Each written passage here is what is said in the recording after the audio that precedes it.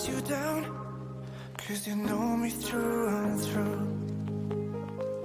When you are around, I see the stars come out for you. If we gon' set this fire, we gonna do it right, yeah. We keep it burning higher. We're gonna light this whole place up. And you know, when I'm with you, I am alive, alive. You make me feel you all the night, the night.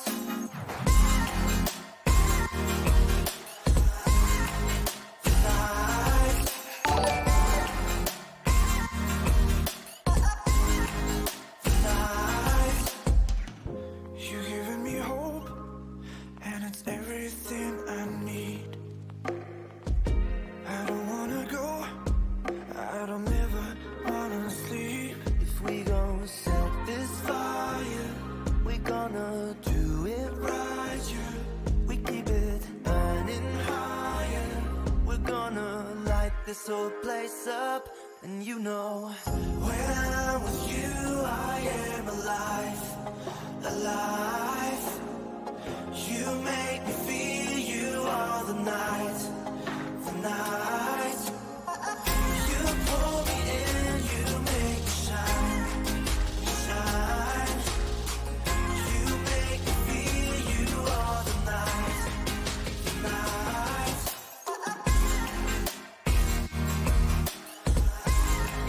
The night.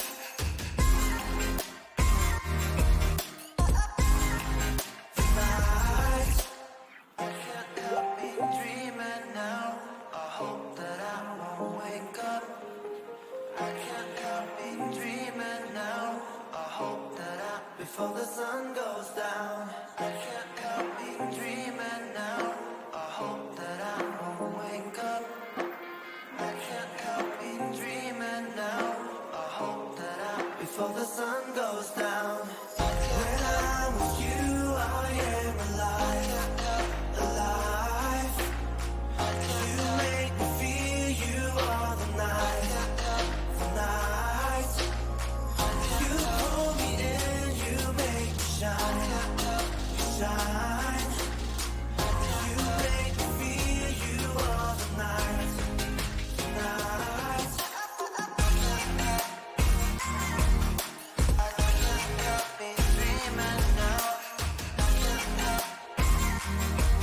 I can't help before the sun goes down. You pull me in, you make me shine, shine. You make me feel you all the night, the night. I can't help me. I can't help me.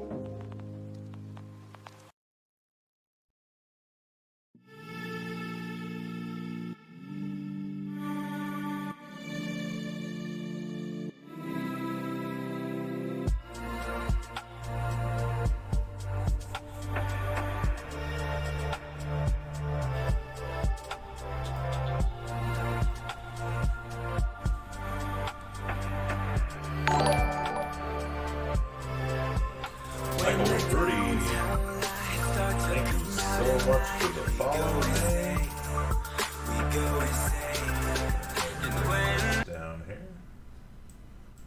Music. I am not sure what is up with my filters here, but they seem off. It's really weird. Try this maybe.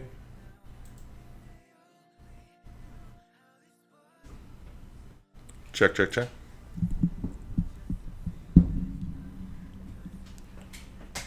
I wonder if it's like literally picking up from my headphones.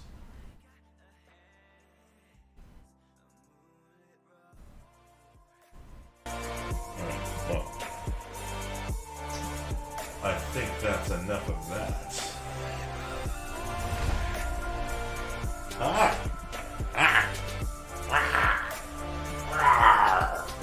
Good morning.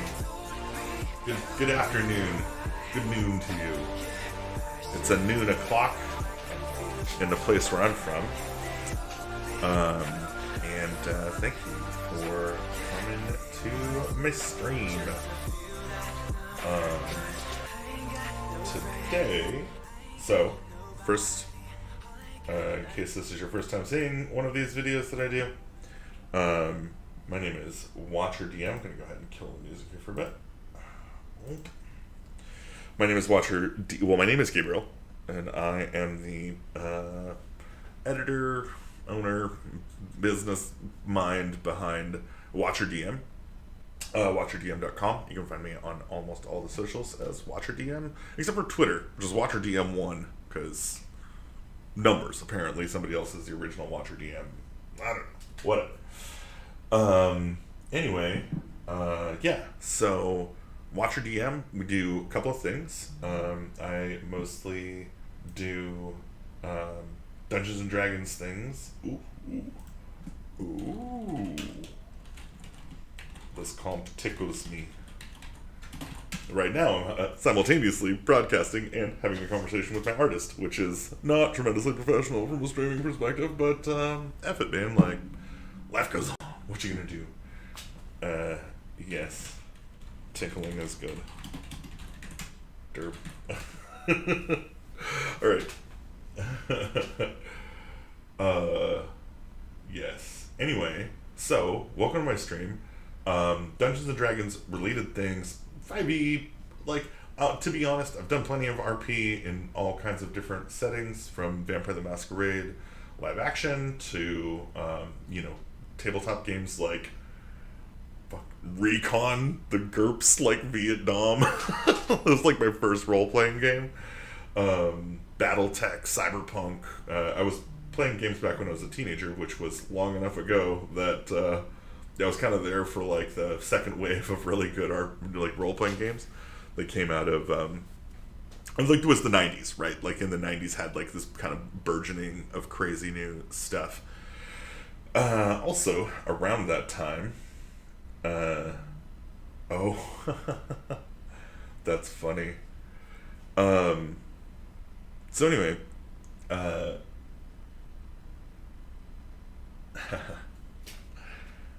God, too many communications coming in, not through this channel. So I need to focus on this channel and just focus. So I'm here with you. And what we're gonna do today, besides Dungeons and Dragons stuff, so it's D&D related, it's adjacent. Today's exercise is to create the data layer for an application to help dungeon masters, well, really anybody, create and manage a codex of NPCs.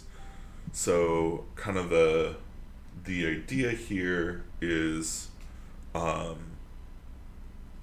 now, if I want to go, if I want an NPC, right, I could go find an NPC generator, right? NPC generator. And yeah, it'll give me random things based on these metrics, and I'll get some stats, some alignment, some plot hook, whatever, right? And this is pretty legitimate. This is a decent thing to be able to generate, but while the personality traits, he quietly worships Tempest, god of war, battle, warriors, chaotic neutral. He's prone to violence. He's very optimistic, and he compares everything to a fight. He believes that all halflings are planning to destroy the world. So he's a halfling racist, which is pretty fucked up. Enereg Nehidrid is a 110-year-old male high elf gladiator. He has a bald head. So there are a couple of things straight out of the box that I'm going to say I don't like about NPC generators and NPC, note keeping and dungeon masters, in general. Most dungeon masters, most game masters have a critical blind spot when making NPCs, and it's that they do not usually make the very, very old, the very, very young, the infirm, the pregnant. The condition of the NPC is critical to how the NPC sees the world, And that's critical to telling a compelling narrative, right? You have to have a person there who has problems of their own, right? For it to come off as believable. The verisimilitude kind of hinges on this. So what we want to do, what the idea is for us, is to make a tool that allows you to connect to a NPC source. Say, like, I want to make a human NPC, right? And the baseline human NPC is a commoner. So I would grab the commoner stat block and I would say, this is the basic stat block of this person, right? And then any of the properties of a person that go above and beyond that, I'm able to enter. And I'm able to enter like a history, kind of nuanced different facts about the person, maybe a series of illustrations if the person is, easy and fun to draw, like a bunch of people, may make illustrations. And really you could do this with kind of any character, right? Like you could take any character and turn them into an NPC.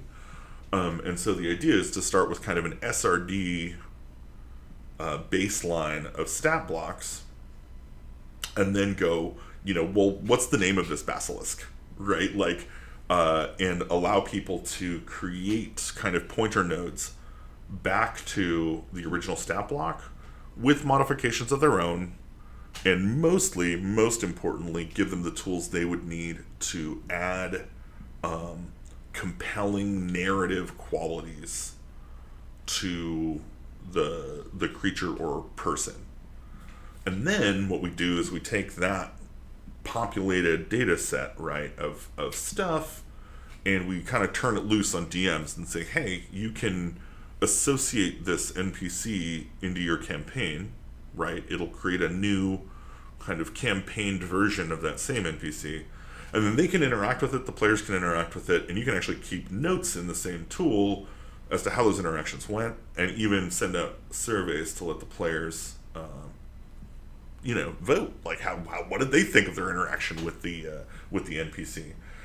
And the idea is that at some point we would like use that information, like if an NPC is wildly popular in multiple campaigns, like maybe the owner of that NPC gets an achievement, right, or some experience points. Maybe they can buy that guy some gear, or like just invest in his small business, which is yet another thing. That's like the idea here is that you could accidentally, and I'm hoping that we will, create a scenario where people choose to play NPCs in existing games in the downtime because it's brief and it still represents play.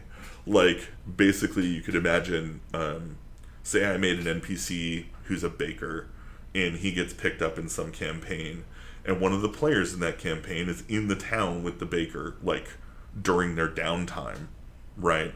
So we find this out, and I can just, my NPC can extemporaneously have a conversation and interaction with the PC that affects both of them, right? The NPC could, sell him bread, or maybe learn a new recipe, or any number of things, right? You could train him on how to be a baker, like, who knows?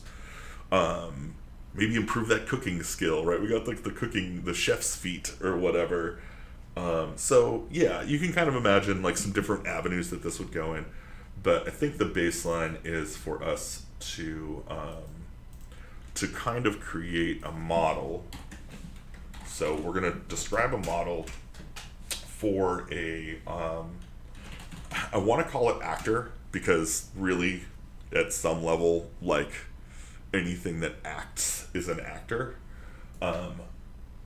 And I also want it to, like, it's kind of one of those things, right? Like, you don't, I guess there's really no distinction. There's literally no distinction. Like, you could be an actor player character or an actor NPC, and they could literally switch spots, right? You could start playing the NPC, and the player character becomes an NPC, and that would be fine as well.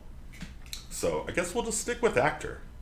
And then we will probably want the actor, so we know we are going to have a private ID, which is usually, I think, marked that way.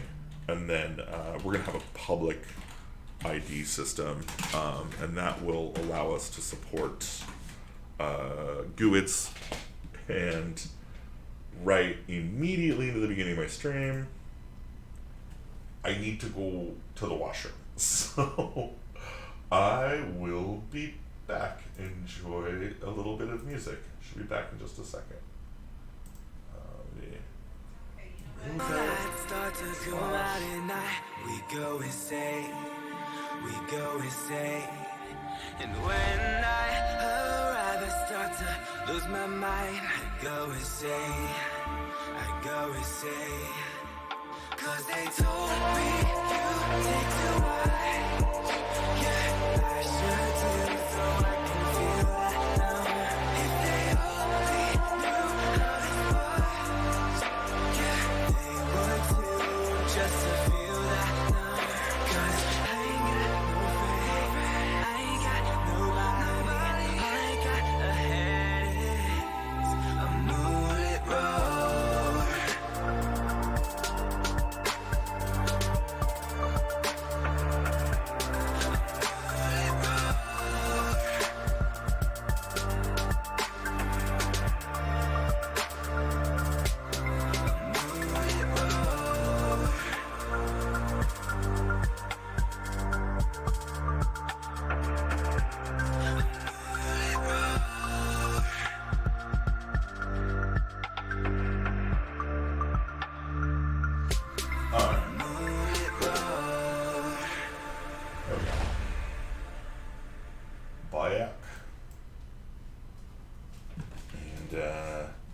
Cool. More viewers. Thanks for coming.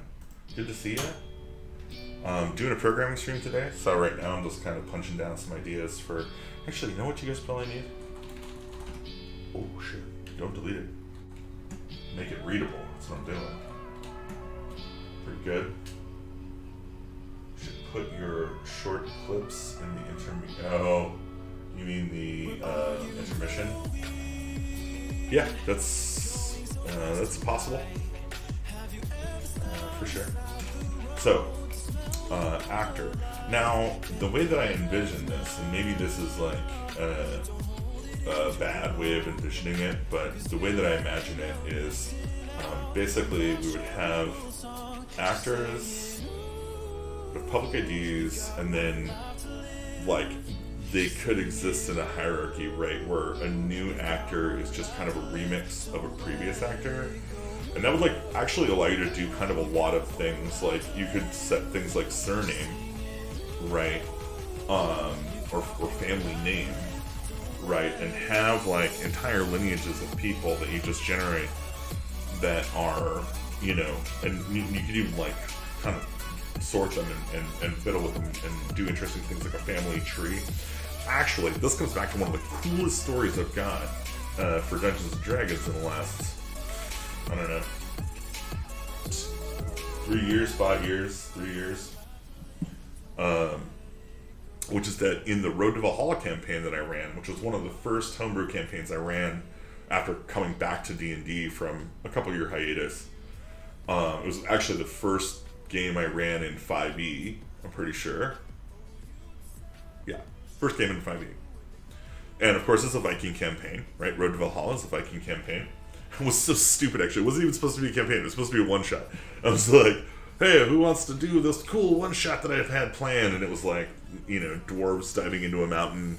And then I had another one. Actually, I had Goblin Punk Band on the same list. So Goblinoid the Musical, which is one of my upcoming modules, started off its life as Goblin Punk Band. And Goblin Punk Band is a game that I've run many times where, like, a Goblin Punk Band, none of them bards, but all of them with the musician, or like, you know, the musician background or know how to play an instrument or whatever, like, get their first gig and they have to go play, and like they have to go audition, they have to go do street team, they like do all the dumb crap you have to do to promote a show to get people to show up, and then, you know, they rock out and do this music. It's really, really fun adventure. Anyway, so I pitched these two because I was like, hey, what's everybody want to play for the one shot tomorrow?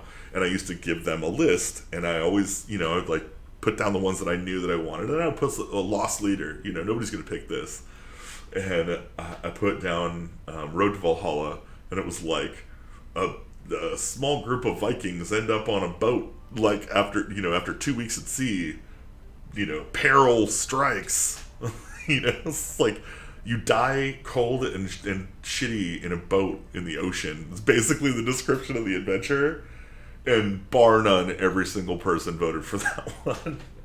So I suddenly found myself needing to scrape together an adventure, Road to Valhalla, and it was the most amazing experience. We started off the next day where everybody made characters, and during character creation, instead of just saying like, oh, this is your background or whatever, when they selected a background, I talked about how that background impacted their position in the village and how everybody knew each other in the village because they were all from the same Viking town, right? Hollerthorpe. And Hollerthorpe has a history, right, that I kind of was like, I just kind of made up on the spot. Basically, Styr Odinson, the warlock in the party, is also a noble, and he was like, yeah, I'm a noble, but like I don't really like the nobility. Like I'm not a fan of the aristocracy. I think they're douchey, and they're driven by greed and power, and they're nasty. And I'm like, yeah, no, that's legitimate. Like your uncle is especially nasty, and your father is sick, and hasn't been present like effectively. So you've been basically getting browbeat by your uncle all the time. So you go hang out with the normal people, right? With your time, which has distanced you even farther from your uncle. But because he's a warlock, I was like, but your warlock patronage comes directly from your family. Like the only reason that your family is noble is they made a pact with something from the ocean, like many generations ago, and to do these things to acquiesce and like keep it, keep the power coming. But otherwise, your relationship with your parent or with your patron is parental, like it's through your father's father's father. As soon as I said that, I knew. I was like, oh shit, I'm gonna have to think of this. So what ended up happening is, and everybody else had their own relationships and stuff. What ended up happening is they all die at the end of the adventure. It's the Road to Valhalla, right? You're going to the afterlife. And they go to the afterlife, and of course it's, well, I don't want to spoil the whole thing for you, but basically they go to the afterlife, and they go there because they end up getting eaten by the Midgard serpent, who is of course the child of the patron that his father's father's father, blah, whatever. The Midgard serpent, who basically was like, Styr Odinson, your bloodline hasn't been on these seas, in many generations. So he fucking eats them. He eats everybody. And they all die. Styr and Tiri both fled. They tried to like run away or like trade up somebody else so that they could survive, which is not very Viking-like and not very noble. So they had to go through like a redemption act after death or whatever. But the next game, because everybody was like, oh my god, I want to keep playing, the next game or two, my friend Angela came to join us, and she made a character named Ylva, and Ylva was already dead, right? Ylva comes from Valhalla, like they met her in Valhalla, so she's already dead, and she's a woman in Valhalla, which isn't super unique, but she's a mother in Valhalla. She died giving birth to her daughter, and it was considered a combat death because she asked her son to break her hip with a mace so that she could give birth to her daughter. And that's how she died. So she dies combat, glorious combat death, ends up in Valhalla. So she's a mother in Valhalla. And I worked it all out so that there's a whole family tree leading from Ylva's daughter, Sarah, who survived like only so long right after having children, and one of her children became Fangor, who like basically took over the Five Danes and like was the regional ruler of these five what used to be independent tribes of Vikings and unified them all under one banner and through one sword, and he used magic to do it. And it's kind of implied in the legend of him that he used magic to do it, but nobody's really sure. Of course, they find his sword later, Fangor's Might, and, like, it's a fucking crazy, magical, badass sword. Like, they do all kinds of stuff. It was a great, cool adventure, but the verisimilitude of it was definitely added to by having, like, that's your ancestor. You died, you went to the afterlife, and you are fighting right next to your ancestor, right? Like, who is looking for their children in Helheim, in Niflheim, because they died in a non-heroic way. Like, I think Jack died from consumption, and Sarah died from suicide. So, like, yeah, it was pretty brutal. Anyway, wow. TW, on both of those topics, my bad. I did not mean to drop those bombs. Anyway, let's get back to writing this thing. So, actors have a public ID. I guess we could say that there is the idea of a parent, or maybe template, or prototype. Now, I don't want to use the word prototype because JavaScript uses that natively, and we are writing this in JavaScript. So I think template is good, and that will it can point to any other actor. And so we can nest them as much as we need to.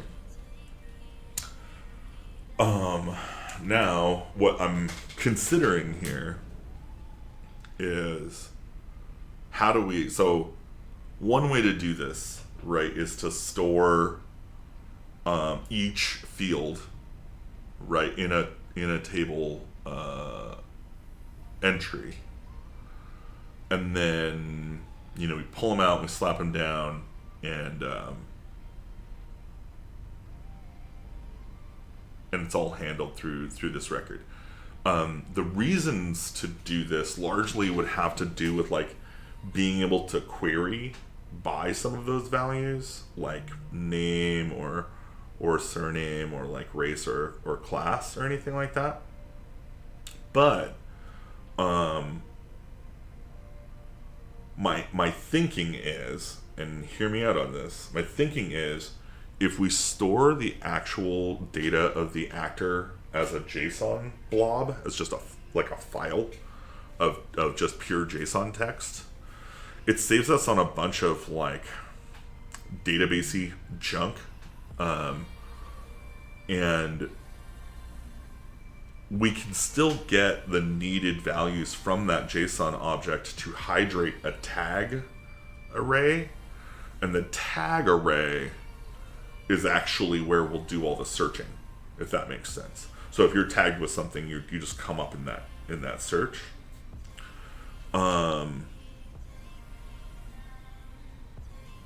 So we may consider having, like, a data JSON field. We may consider having this anyway, just so that we can easily get the data, the JSON, without serializing it. So, not the worst idea in the world. The other thing this possibly gives us is the flexibility of saying, like, yeah, like, the JSON for this is structured like a monster, versus the data for this is structured like a player character. Like, it's got a class and level and alignment instead of a, or whatever. Like, you get what I'm saying. And so we could just use the template fields that we have values for on the object that comes in, and set up something that, like, basically fills to what it has, instead of having to worry about having all the fields for each thing. And it kind of makes it a little bit, like, system agnostic. We could build, basically JSON templates that are like, this is how you store a character, this is how you store an NPC from SRD, D&D 5, or this is how you store an NPC from Cyberpunk 2020 or Cyberpunk Red, right? And they're just JSON templates. And what we do is, instead of parsing them down into different records in the database, we just put them through a filter, right? We write these simple JSON filters that say, hey, it either passes or it fails, right? And if it passes, then we just tag it with that like system, the name of that filter, and then that allows us to easily, again, sort down and filter by. So I guess tags would be an array, or just a list of comma separated strings potentially. So that's the actor. Now there's a couple of things that are kind of missing from here that we're going to want to have access to. And I would say that those things are actually common enough and reused enough that we don't want to put them on the actor itself, and actually we probably want to have a reverse lookup, or maybe just like a total like many to many relationship field, because images are a thing, right? And they will have public IDs. And an image will have its S3 location, or I guess could just have a URL.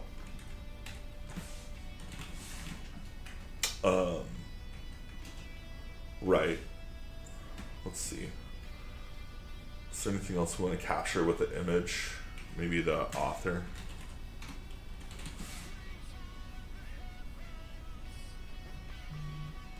The artist, I guess.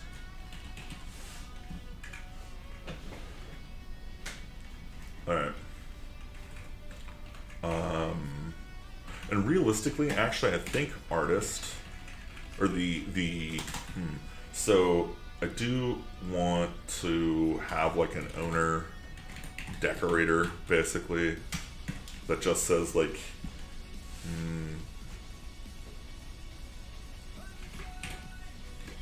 this might be more complicated. So we may need an access control list decorator to associate what objects are editable, readable, visible to what users. I don't want to solve that problem today, so I'm just going to put a pin in it, and we'll put a question mark at the end. Error? What do we do about that, boss? And then we can say maybe there's like a link object in the system. It probably has its own ID and its own public ID, so you can easily track and graph the relationships.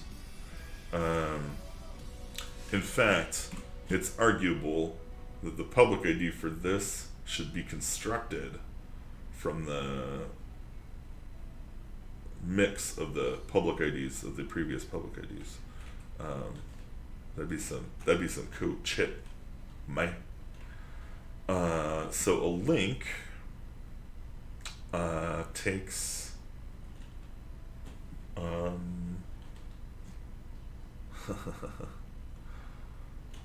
so we'll call it partner 1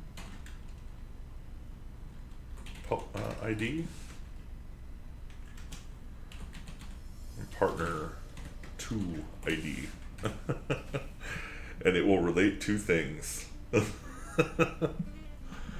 And of course, the reason that this won't work out of the box is that it's impossible from the ID to know what the type is. But crazy idea here. What if we just store the type in the public ID? What if its type includes, what if its public ID included its type? So actor is actor colon fucking GUID, right? And image is image colon GUID, and link is link colon GUID, right? And then you can just from the public ID go, oh, I need to go look up against this table. So this is the type of object it is, if you care. Right, and it super easily allows us to like, navigate that from a URL perspective, because we're using the public IDs, so it'll be very, very clear which is what. Can that get us in trouble? So in this case, we would be able to add images, any number of images, and associate them with an actor. And if this always equals the combination of type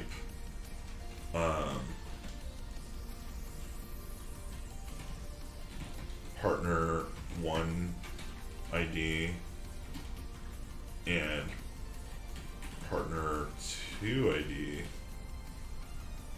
then our public, come on man, then our public ID becomes the data for that information. So we actually don't even need to store it. All we need to store is this, the public ID, and then we need to be able to query against this, right? So, because what we're going to say is, let's say that I need all of the images associated with an actor, right? My actor ID is going to be here, right? And ooh, no, this is a problem. This is actually a problem. Oh no, it's not. No, it's not, because these have, okay, so the public ID equals type and then GUID, right?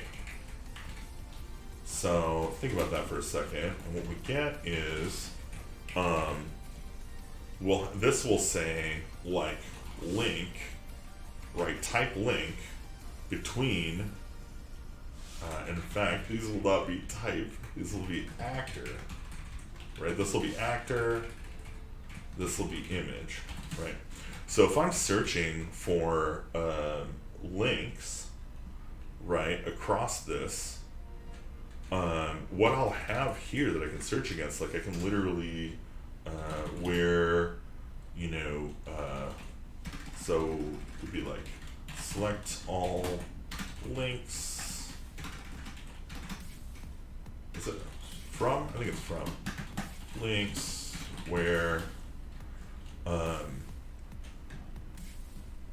it's like public ID, like, and then I think I can just say like link, and then whatever my public ID is, right? Because I want to know the ones I'm related to. So I've passed in my public ID, and then I just go fucking star, right? If I want all of them, or I do images, like star, right? If I want just the images. So that looks like, to me, a smart way to build my ID structure to support my querying. Does anybody have any strong opinions about this? Because I have no idea if this is the right thing to do, but it looks right like to me.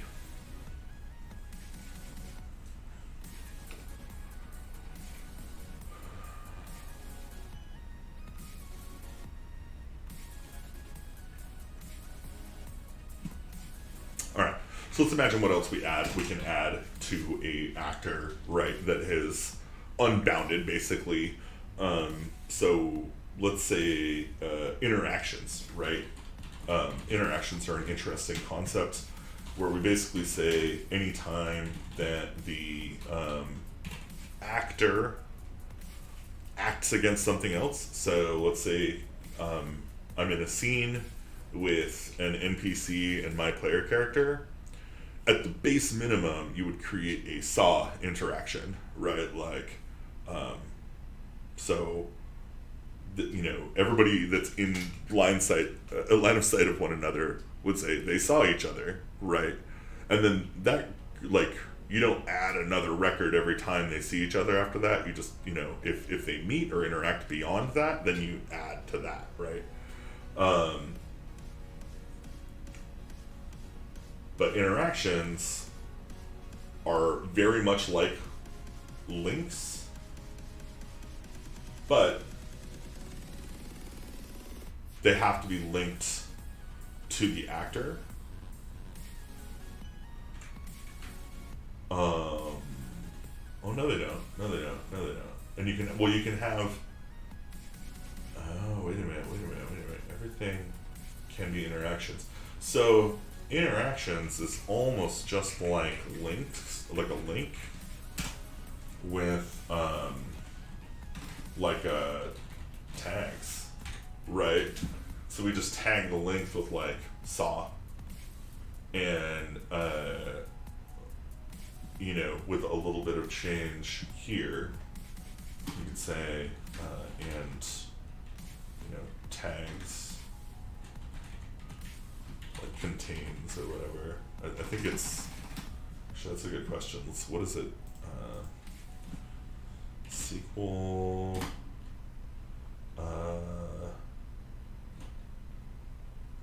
In? I think it's in. Tags in. Let me make like a list here, and we're like, yeah, whatever the tags passed in was, right?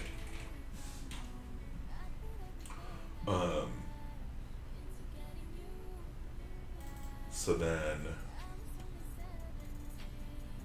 I guess this would be like the link would be like, this actor saw this location, right, is another type of thing we want to build into this.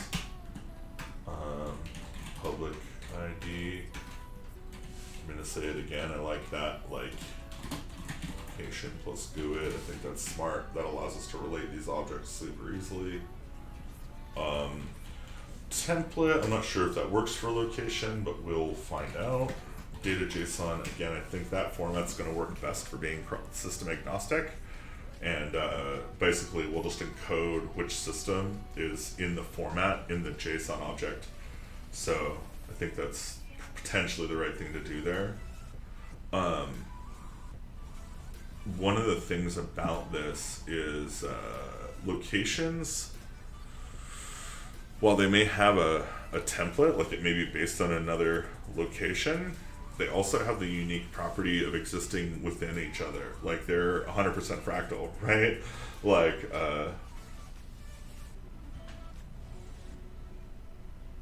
yeah, first ping of NPC season. Yeah, I mean, I'm not necessarily thinking about like the functionality at the user endpoint level yet. I'm just trying to think of like, how do I structure the objects behind the scenes such that I can support the base case and then also be flexible up to like a bigger, like, you know, a bigger data case.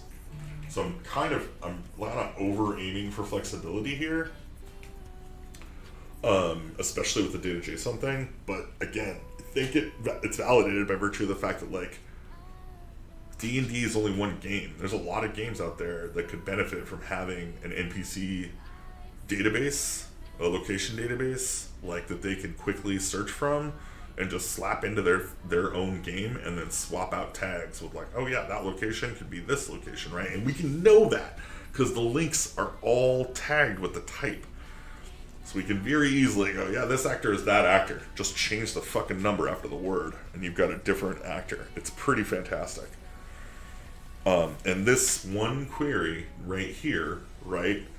That's how we do it. We just say like, give me all the, you know, it's like, instead of having link here, you would have what you're looking for. So I'm looking for an NPC, for instance, right? With star, star, and tags in Goblin.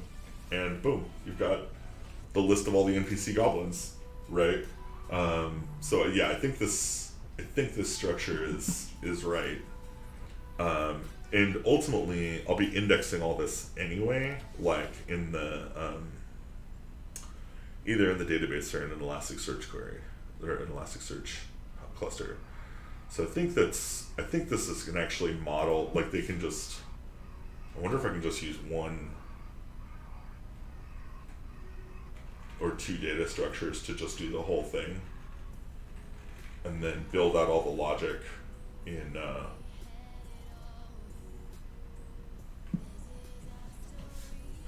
That's a really interesting idea. Because you get, well, yeah, you're not going to have homogeneous data. It just looks like you're going to have homogeneous data.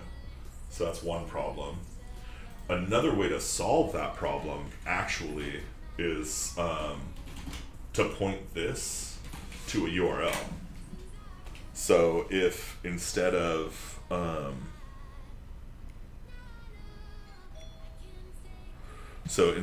holding the actual JSON for the object in the database, we upload it to S3 and cache it, like CDN it, and then point to it.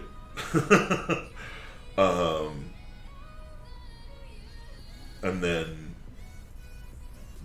now with that, you would have ridiculously good homogeneity between objects. Like all the data would be the same size and same shape, which is from a DBA perspective highly valuable, because it means that we can literally scale our database in any dimension we want. And all we do is we just, heavily cache that layer and get the JSON objects back from it after we get the list of links for all the objects we need, right, that are JSON. Because if you look at the links, for instance, right, we make an endpoint that gets all the URLs for all the JSON blobs, and then just goes and gets them and returns them all in one request. Like, that'd be sick. As a list of objects. Or it could just return back like, I guess it's just the second part here, right?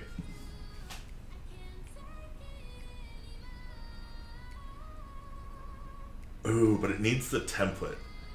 This is critical. This is actually the piece that makes it lightweight, complicated. Is we're supporting inheritance, basically, right? Or like we're supporting a prototype object.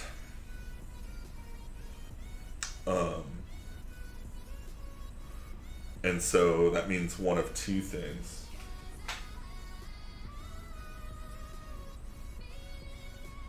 Oh yeah, for sure, yeah.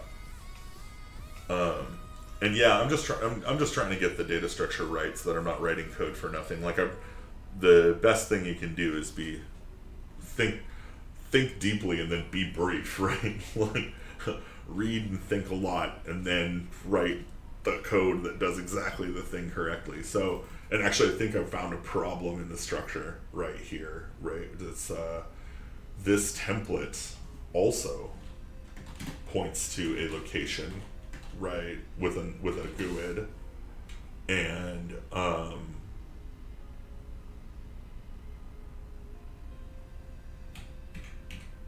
that means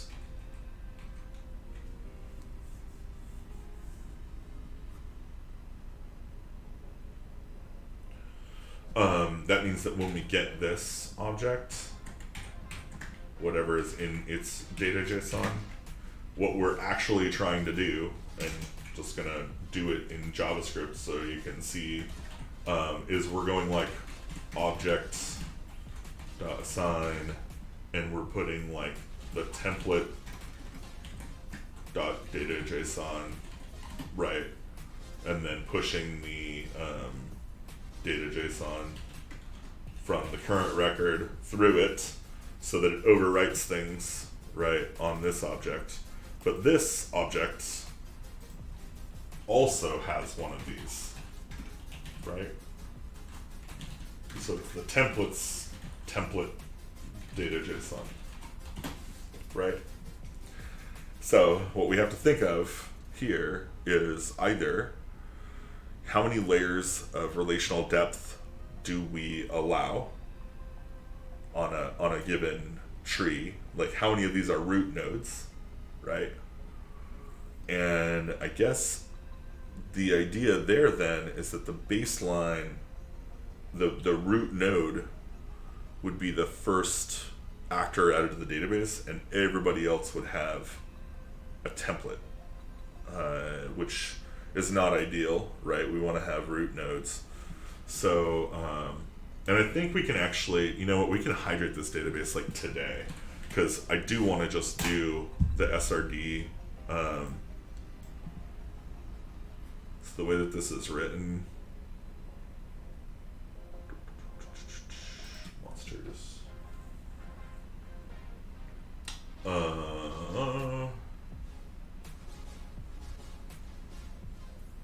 Monster index. Ah.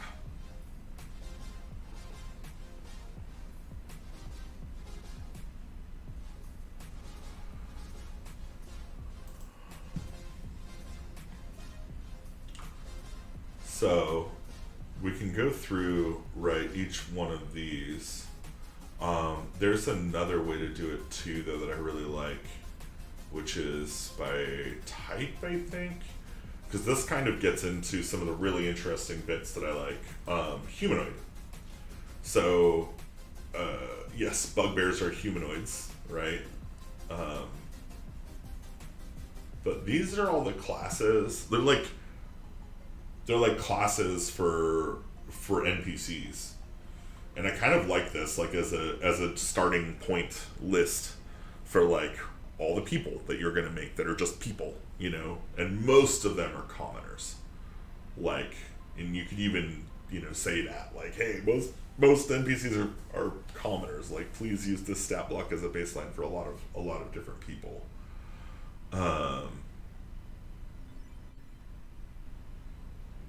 So I guess my question is, so there's two ways to solve this problem.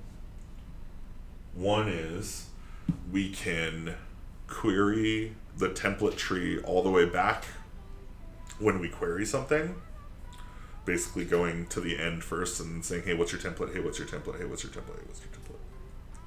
Or when we push the object in, when we go to store this object, we could write the template out. The only downside with this is then if anybody updates anything in the template tree, we have to rewrite this one as well. Right? So we're optimizing for reads in that case, which is probably what we need. So I'm kind of thinking that on push we'll deal with that. We'll flatten the hierarchy during that, because we can do it for each object on the way, basically. We don't have to, like, in fact, we can just grab the last one in the hierarchy at that time, right?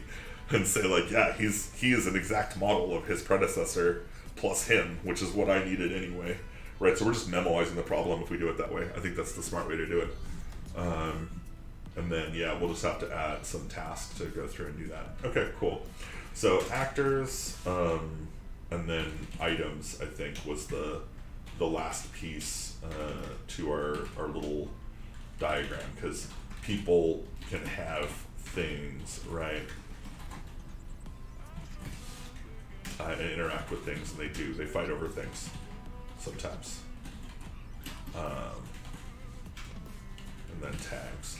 So really, we're talking about a URL tagging system with hierarchy. That's about it. Pretty straightforward. And then they can be related to one another by using a public ID, and the relationship between them can be tagged. And that's the whole system, right? So let's take a look at how we do that using Sequelize. Sequelize is a ORM for Node.js that allows us to kind of take ideas like this, convert them into a model, and then that model will get automatically put into the database where it belongs. And I think we've even got, there's models here. Let me see. Console chain to JSON Sequelize sync. Okay, so I think let's actually, yeah, let's do this. I want to change, so this is the original character schema that I came up with. Ooh, you know what these are missing, actually?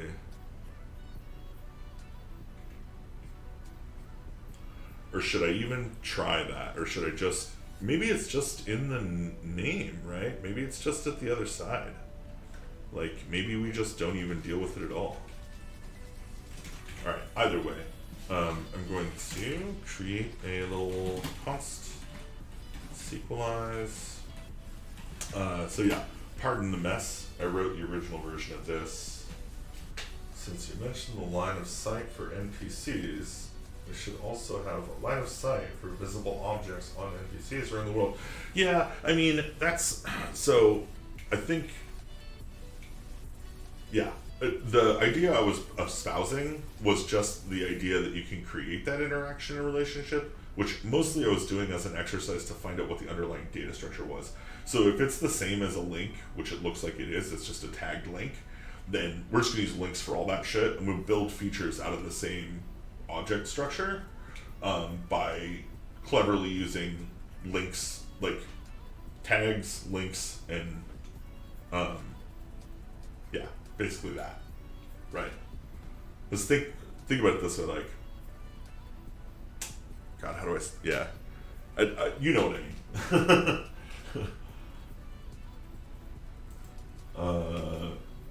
Model data types equals require sequence.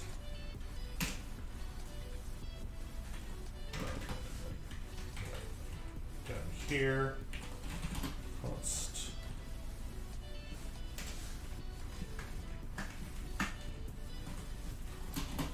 equals new me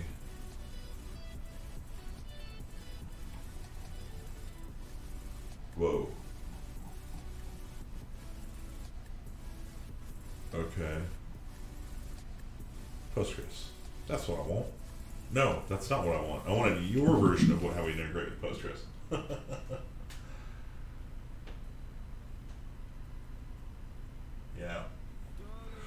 Yeah, I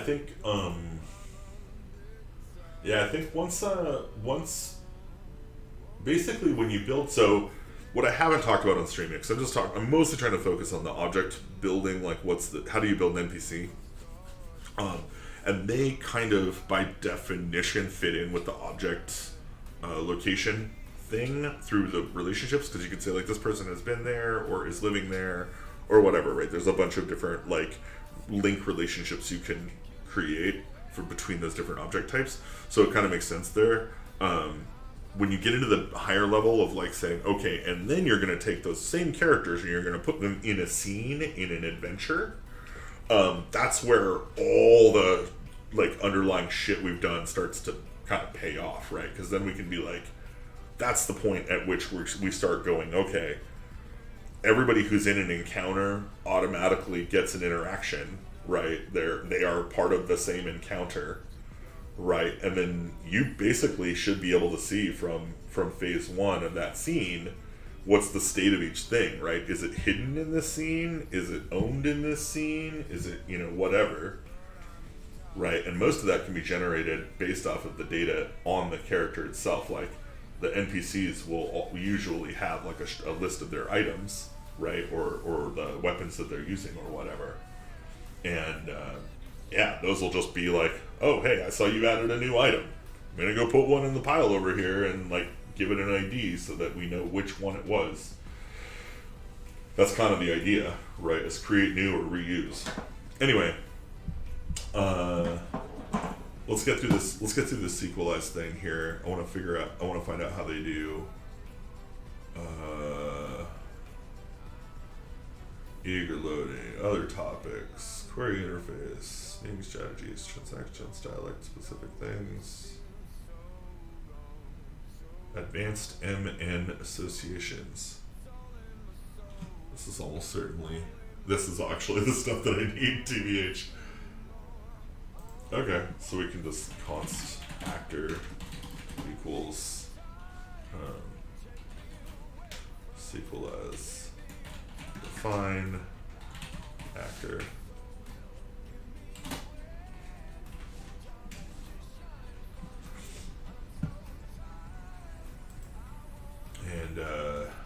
just like everything else, we're going to use this same structure.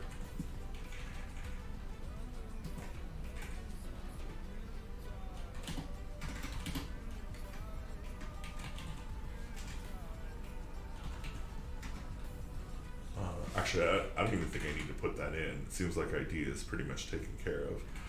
Public ID, on the other hand,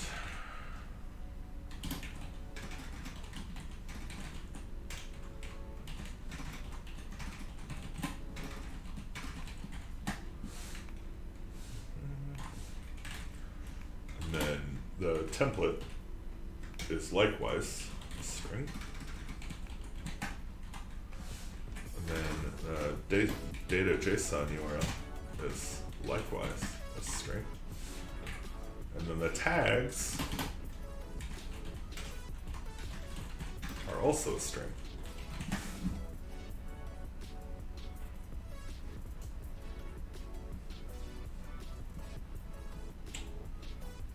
What a bunch of luck that is. So, I think, okay, so let's look here now. Actually, no, so I also want, well, no, the link is like its own thing, right? Yeah, it doesn't, so, yeah, okay, we'll sort that out. So there's not really like a belongs, oh, wait a minute, yeah, user belongs to many, user belongs to many profile belongs to many user. So yeah, there's a thing here where we need to get the link so that we can associate them correctly, I think.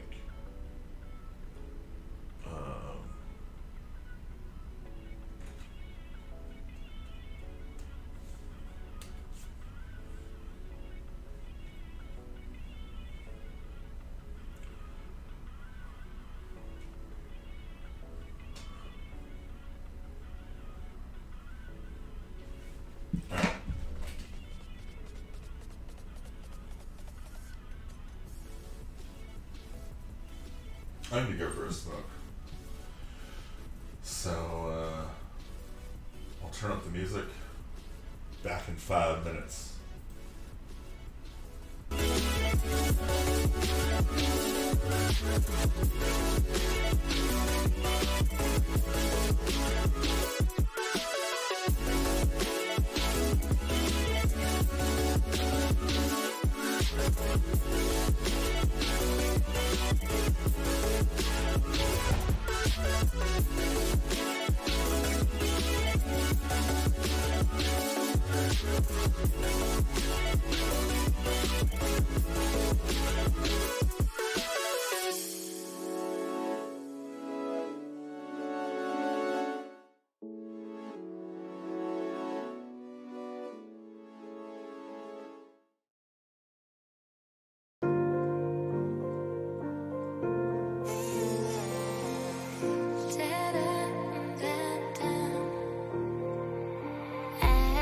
Don't need your good advice, I don't need you by my side. I just need me and myself tonight.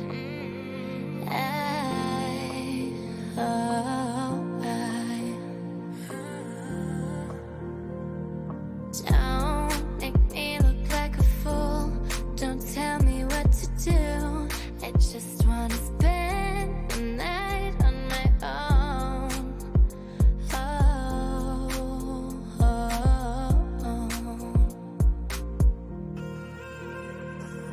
I don't need a man who holds my hand, but trying to hold me down when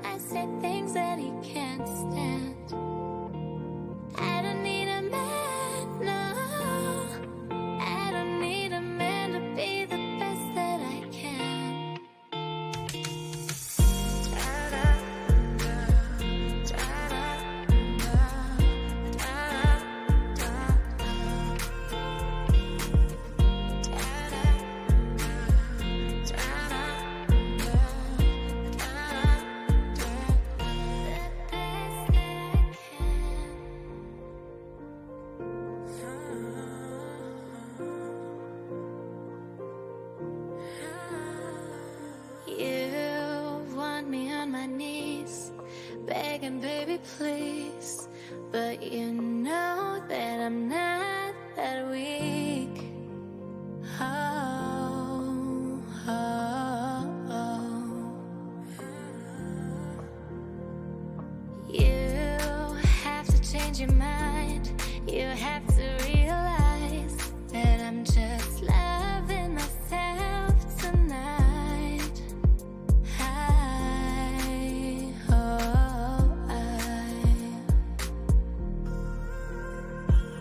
I don't need a man who holds my hand, but trying to hold me down when I say things that he can't stand. I don't need a man, no. I don't need a man to be the best that I can. Ooh.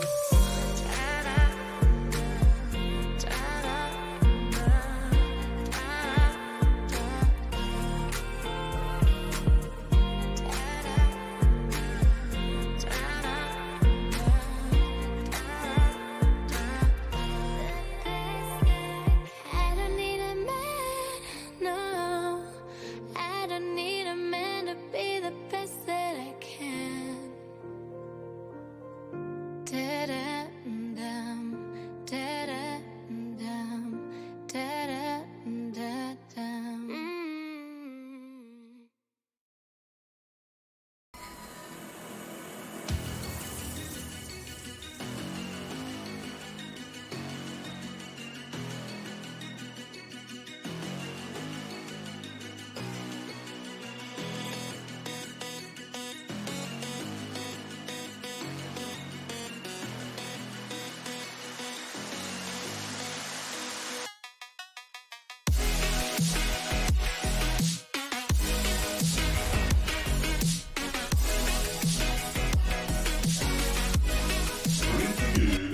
Pretty good music.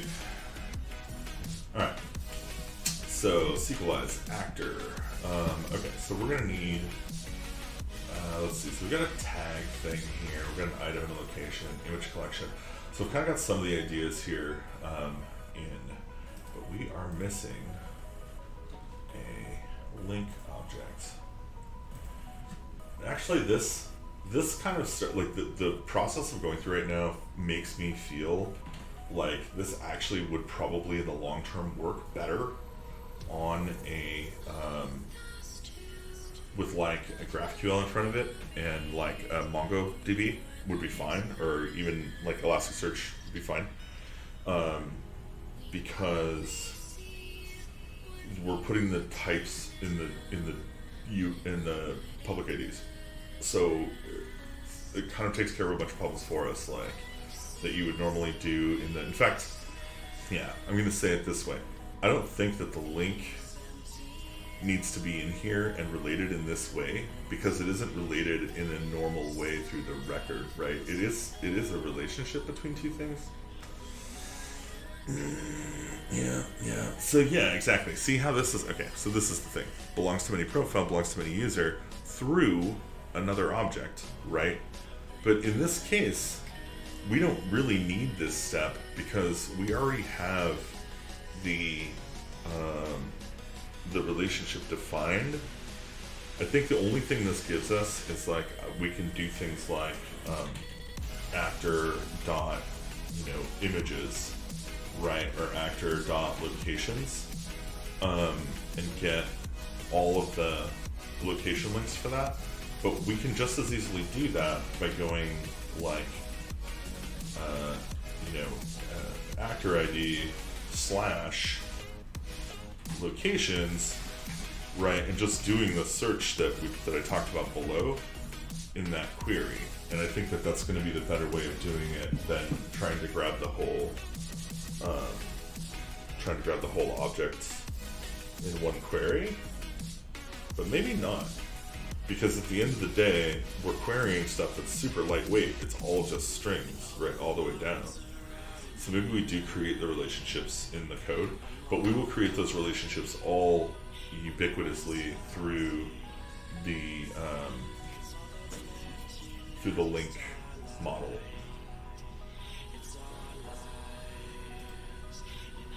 So We will create a new file. Oh, I think this is actually the new file. And we will call it the link.js. And it'll get stored here. And put in some stuff.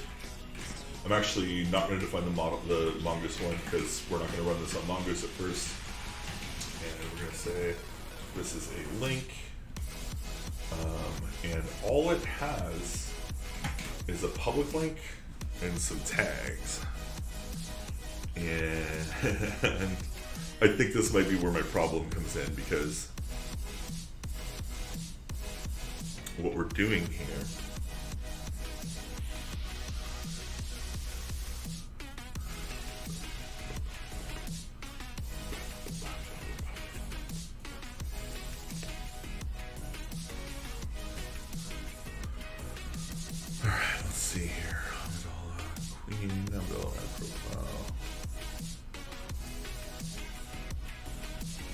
so that's how you add a profile to, okay, using this stuff here. But here's what I'm thinking, right, is if we do this here, then it's going to create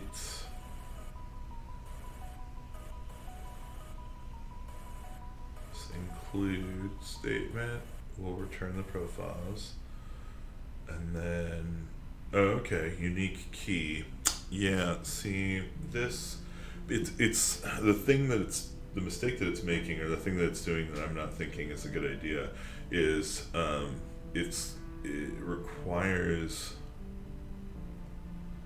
through tables versus normal tables and the super many-to-many association. Now we will compare the usage of the last many-to-many setup shown above with the usual one-to-many relationship, so that in the end we conclude with the concept of a many-to-many, super many-to-many relationship. Define grant, primary key, true, auto increment, true. See, these aren't self-granted Boolean. We established a many-to-many relationship between user and profile using the grant model as the through table. This automatically adds the columns user ID and profile ID to the grant model, which is not really what we want. Using a one-to-many relationship instead. So this has many grants, has many users, right? So this is like the link thing.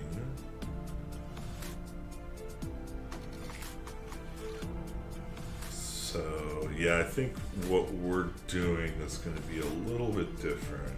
Aliases and custom key names. Custom key names. See, what I want is the ability to set the public ID of the object based on the public IDs of its constituent parts. So I think we're just going to leave it at this. How do I tell sequelize? Sequelize Postgres.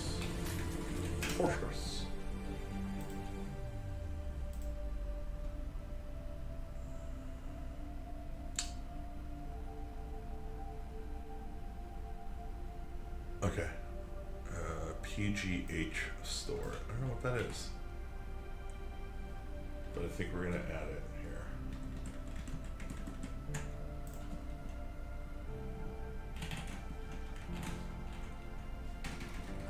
Add PGH store. Let's go. Let's actually find out what that is.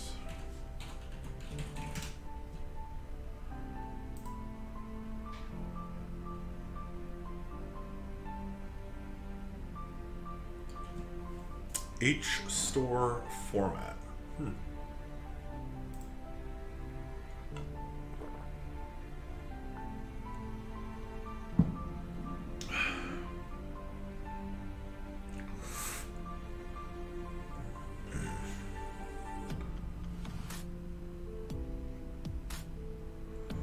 Ports nested H-store syntax. What the fuck is H-store?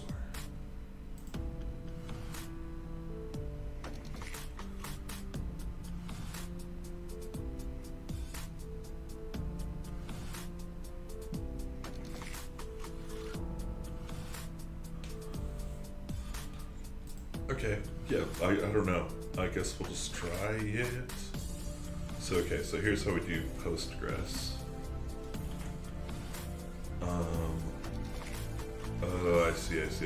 Okay, so let me do.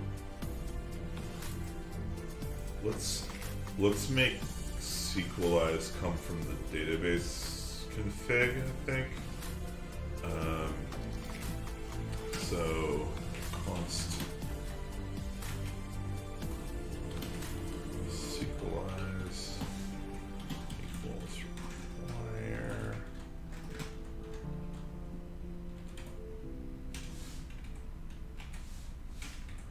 And then let's connect MongoDB. Const SQLize equals new SQLize, and we're gonna pass in.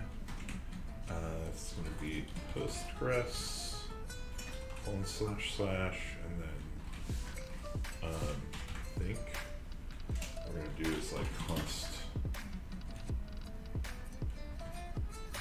PG user, PG password, PG host, PG port, and PG database from my process env, I think. And then we're gonna put those here. So PG user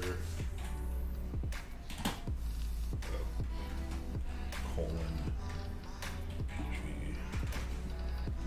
do PG password. By the way, if you are wondering, the syntax I'm using here is called string interpolation, and it's new in the newest JavaScript. Basically, use a backtick instead of a quote, and you can use $ open brace, open curly brace, close curly brace, and in between it, whatever you write in JavaScript will show up.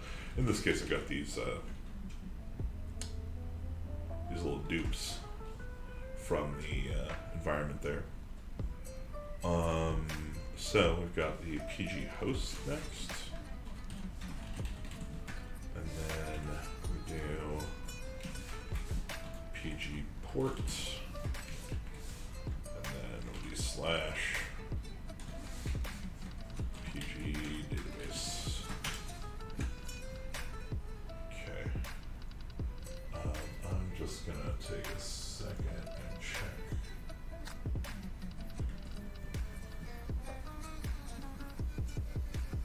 Okay, it looks like I closed it, so I might have a way of checking that this is right though. Did I? Yarn. Add PG HStore for reasons. And then, yeah, I think we're not any risk here. I'm gonna go ahead and echo one of these values out just so I make sure I got it right. Echo PG database. Ooh, it's not it.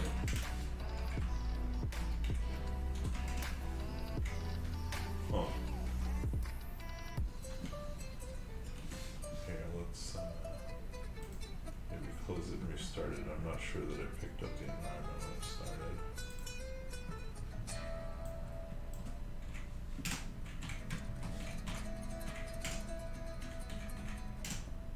Huh.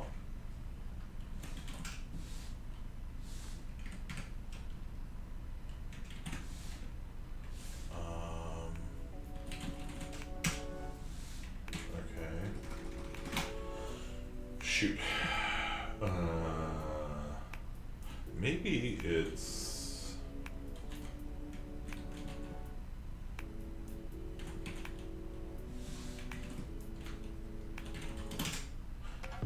Nope.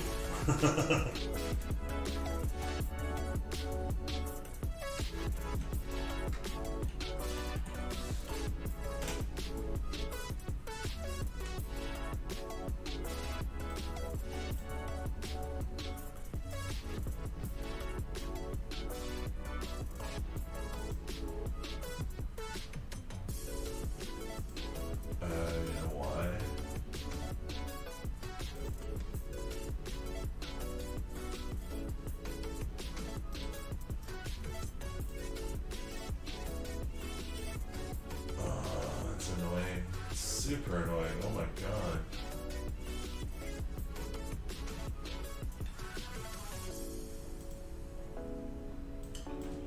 Okay, let's try this.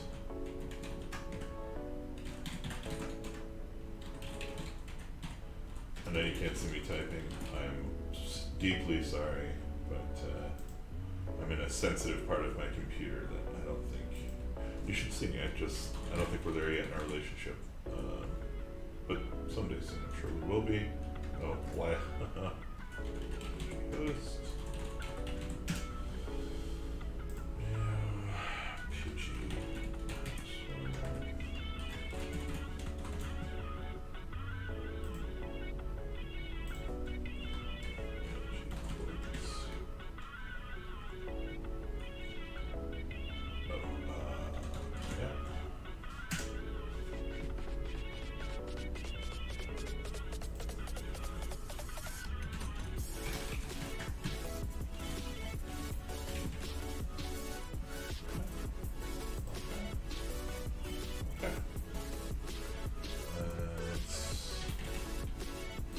This. Restart it. Check for environment variables. In fact, here, let's find out how to do that. Print environment bears PowerShell. I would expect it to be the same as every other shell, but neither of the below are working. Okay, never mind. FB. Prefix the variable name with and. Really? For real? It was probably there the whole time. I'm a freaking idiot. Okay, that's fine. That's fine. Fuck, whatever. News home and PowerShell on all Windows. Why are you so different? Okay. Anyway. Sequelize. Okay. So this is our sequelize statement for creating a new sequelize. Let's go back to the documentation on that. Sequelize. Getting started. Let's just go back to getting started here. So I've got that. Connect to the database. So we go new. And then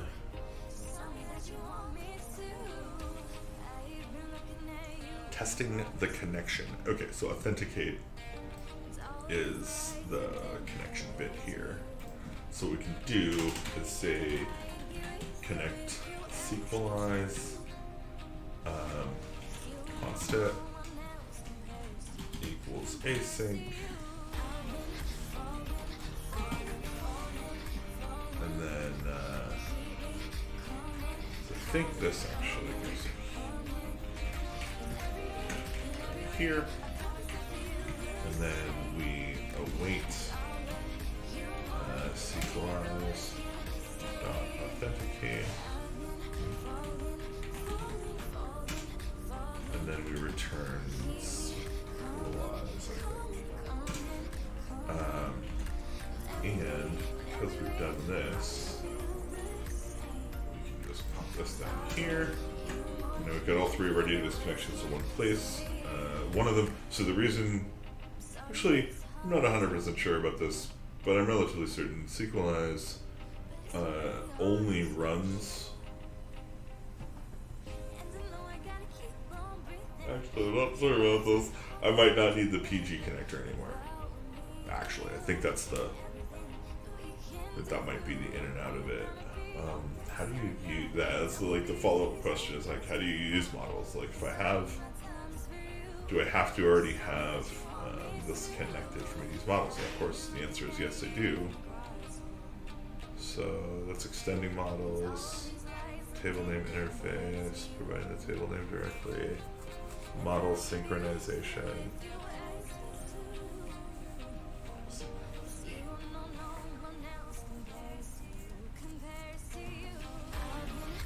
It makes me feel like we should just make a record that has like the link to the JSON object.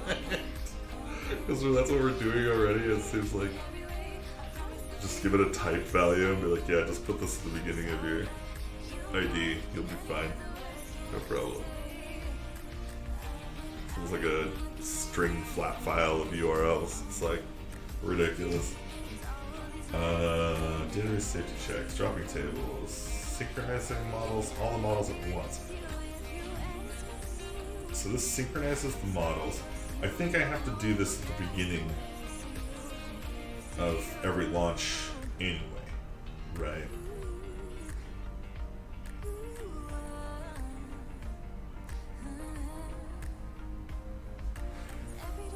As shown, force true, alter true. Can be destructive operations if run recommended for production level software. Instead, synchronization should be done with the advanced concept of migrations with the help of SQL as CLI. This is just for development. That's fine.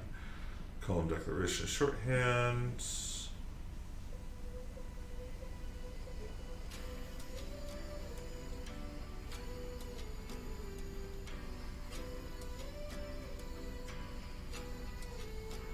Oh, cool.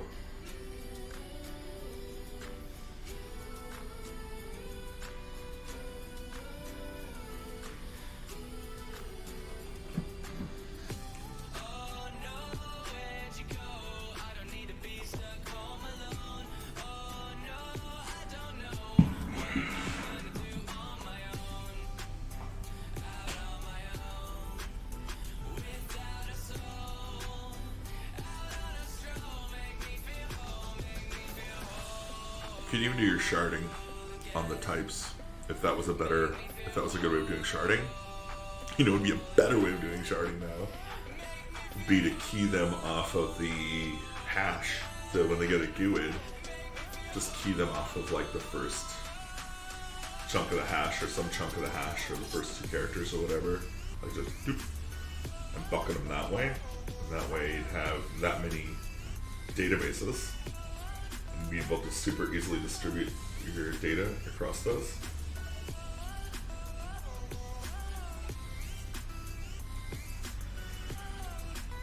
Sorry, thinking about data things. That's, I know, super deep fun shit.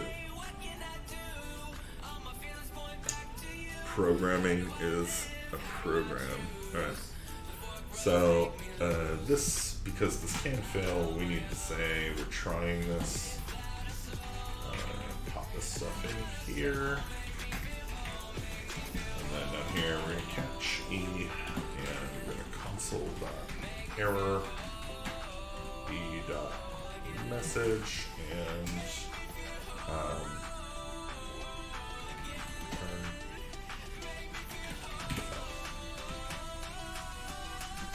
actually, no, I think it's process exit, right?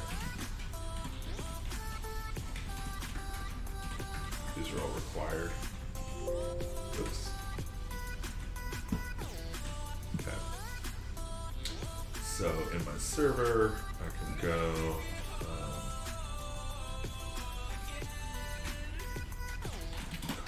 so this is going to be the sequelizer equals connect sequelize.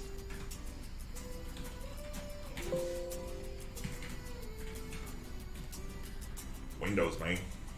And I think that's up here.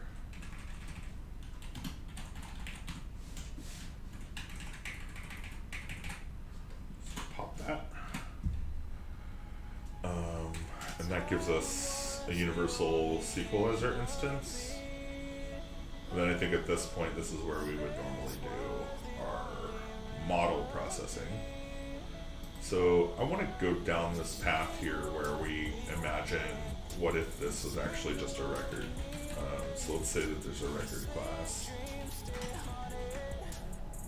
And save it. And instead of doing the character here,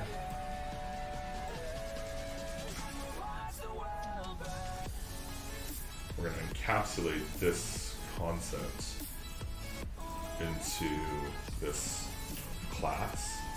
So we're going to say, I think you could use class here, record. And we want to not do this Unless we do, but ultimately I think what we're gonna do is we're gonna say, give me a type, right? That's gonna be a string. And then we're gonna say, maybe either based on that type, right? So let's say type templates, right? And we say if it's a actor or if it's, use the, oh, I guess, yeah, that won't work. So we'll have to say template, right? Like what type of object is it? And this will be either the value link or object, or like, what is this? HURL, a hurl. We'll call it a hurl. So the reason I want to call it a hurl is because it's a hierarchical URL, right? Oh, thank you. Thank you very much.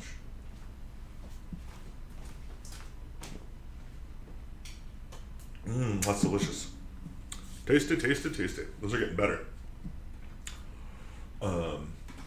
So our hurl object is the thing that gets this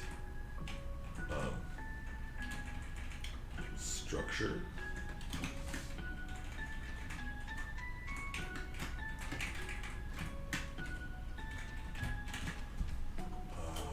Views, indentation, view, indentation, spaces, view, indentation. I need to set that as the default for my shit later. It's the new computer, so sorry it's not set up already for this stuff. I just kind of was going through and trying to get stuff running last night, but only got so far. So if that's the hurl type template, then the link template would be exactly what I created here, right? So it's just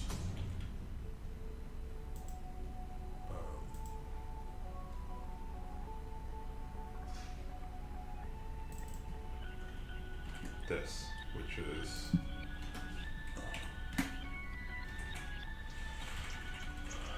so now I'm thinking template and data JSON are the only difference, right?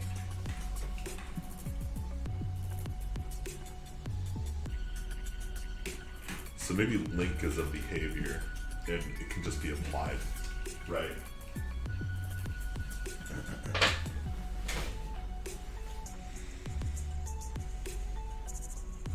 Because no matter what, we're gonna name the type is gonna be named, so it won't actually be link, it'll be like that link type, right? So yeah, let's think about this for a second. So the syntax that we're making here, so we don't do this, instead we say just new class equals sequelize. It's like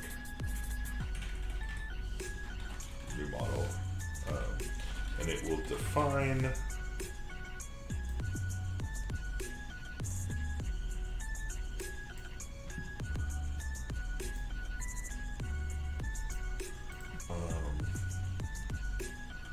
and then we pass in the type, and we pass in the type templates, which I think at this point could just be called templates.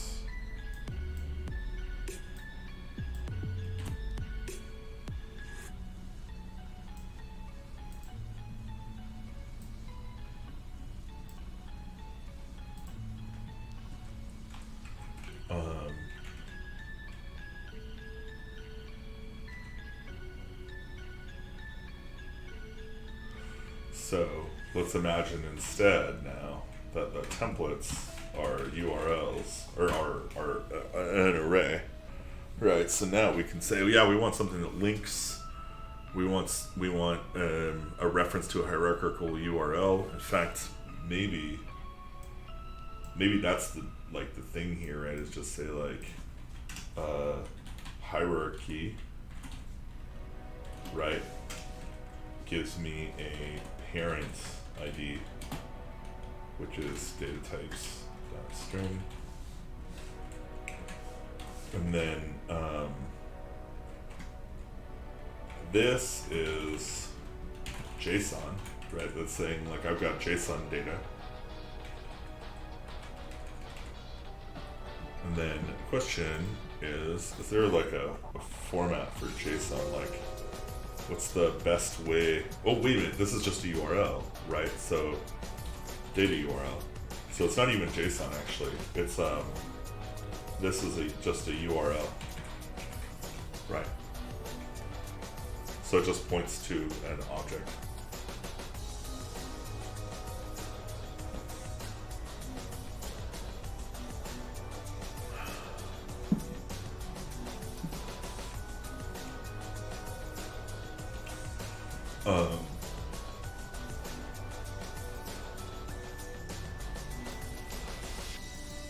So templates at template for T in template, which is of course silly. So we're gonna say template dot reduce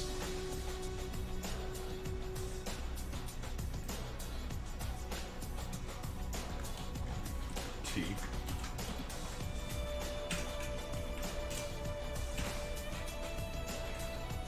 Pass in a bare object.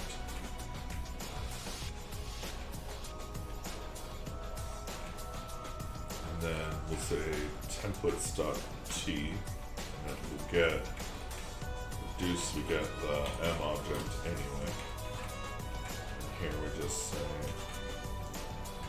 M object return object dot assign M with templates T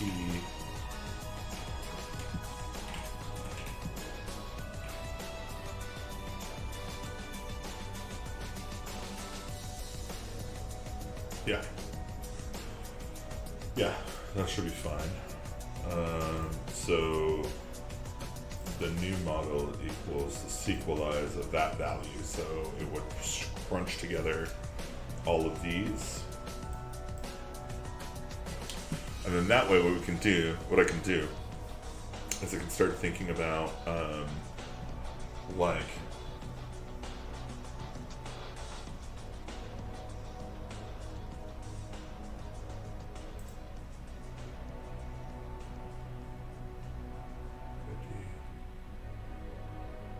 tags. You know what? That's another thing. Tagged or tag, right, is just this right here. And God, I've got a lot of different, I've got some problems here. This will never run.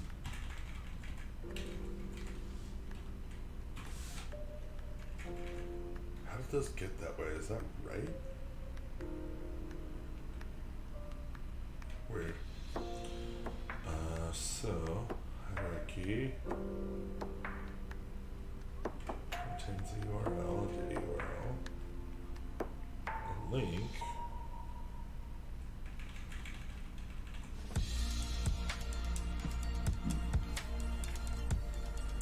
So this allows it to be linkable. It's through the URLs that we're through the public IDs that we're able to link stuff. So that's the idea anyway, and then we gotta write the code to make that work.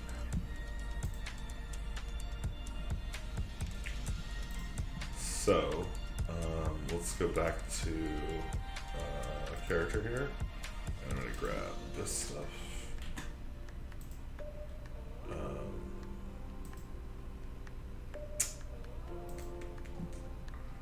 Put this up here, set instead of this, I think I do need model. Let me look at how this is actually done here. Oh, we don't. Oh, wait a minute. Do it. What?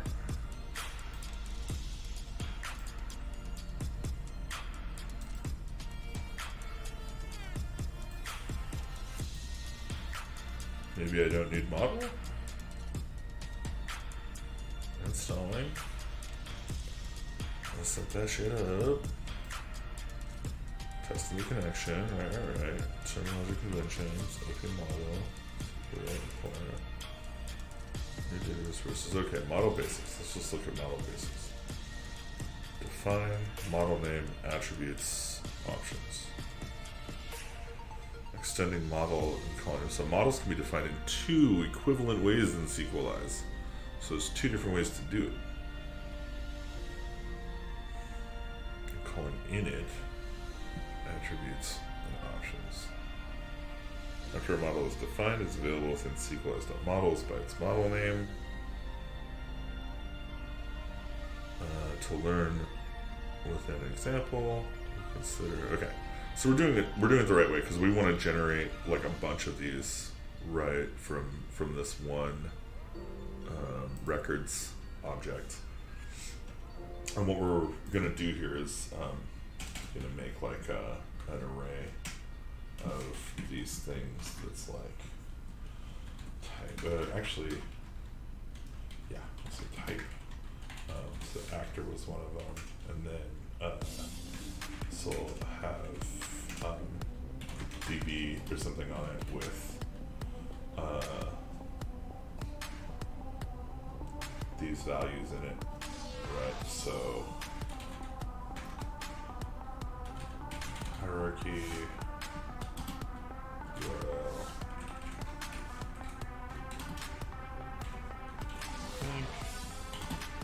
tag.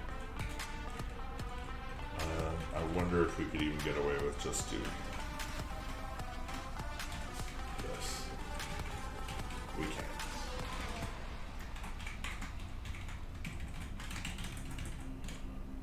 Yeah, let's do that. Const. This will be the models equal. And then I'm going to copy this because almost everything is this. Like it's actor, location, item, technically probably scene.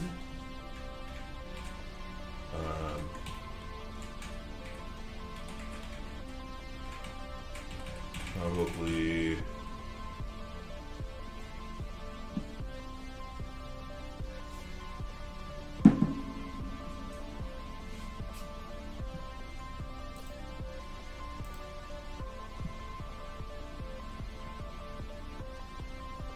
cool. So let's go further. Let's say what is in an encounter, right? And that is probably going to change from game to game. What's in a scene is going to change from game to game, and what's in an adventure is going to change from game to game. Because an adventure will probably have a complex mapping of scenes, and a scene could have a complex mapping of encounters, right? So, yeah, we're going to want that to be manifested in the data structures there, and I'd like that to be flexible. Above adventure, of course, we have campaign, which likewise has this. And then we've got world. And world is just, it's a world. And then we've got universe. Because it's the universe that something is in, specifically. And then we can have some more lightweight stuff, like relationship, right? God, my instinct on this is to go like hard into the variation and just say, yeah, like for any type of thing, like make a new model. That's a terrible idea. Like, don't ever do that. That's a bad idea.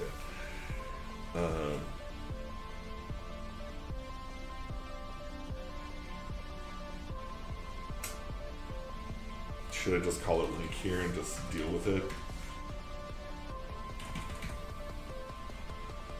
So it is just the link and the tag. Right. Everything else is this more complex type.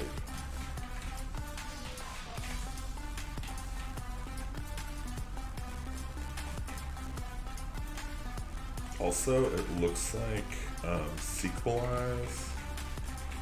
This is the one here. Is expecting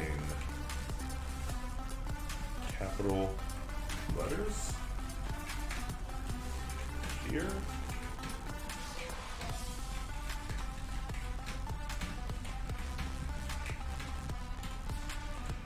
Fine, it's acceptable. And then here we say, so this is a new model we're creating on this record class, right? But do we even need to do that? I argue we don't. We say object entries from models. That's what I called it. Dot map.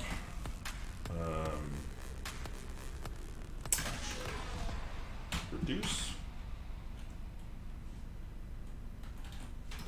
Again. Interestingly. And we'll look at we'll look at model.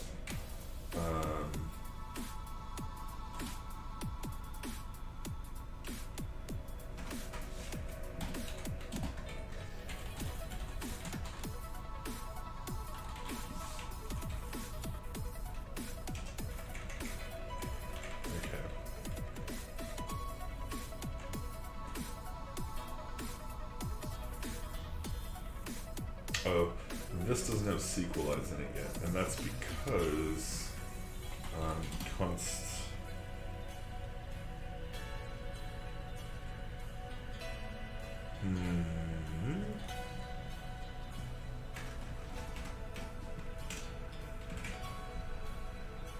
I kind of want it to be provided, actually. I think that's the right thing to do here. Sequelizer.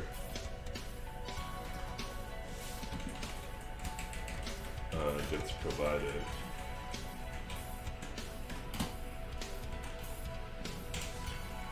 Yeah. Not important right now because I'm not doing that right now. And let me double check my execution environment. Okay, we need to start running this. Yarn. Start. Oops. What? Oh.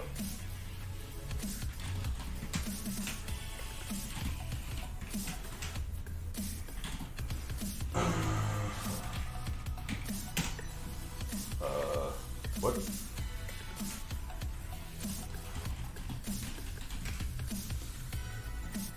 Weird. Very fucking weird. Okay, so we're just gonna see what happens here. Oh, I'm not including the file anywhere. My god, man. Why does that brain come? Silly bastard. So I need to look at server.js and I need to so here I was doing routes based off of a thing. I just want to really quickly go and say models equals require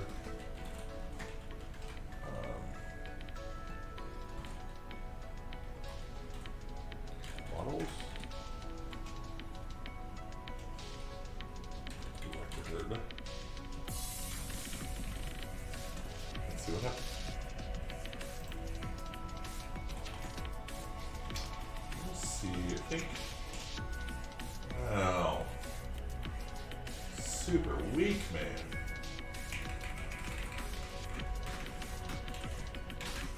Problems with the PowerShell again. I think running it as app is better. I get like better stuff. Class record. Oh, right. So record. Not how you define a class, by the way. This is a function. So you don't do this. You say class record, and then you have like constructor.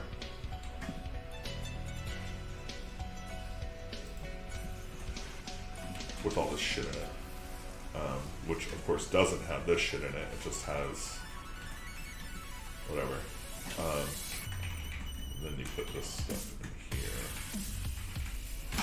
here. And really ultimately becomes a singleton, I think.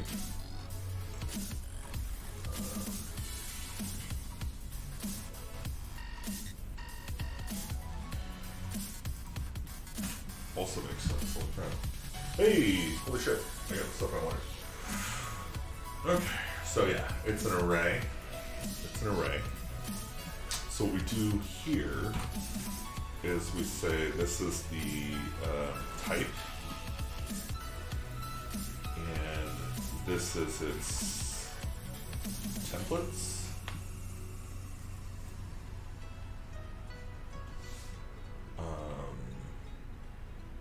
I think is fine. So we are reducing this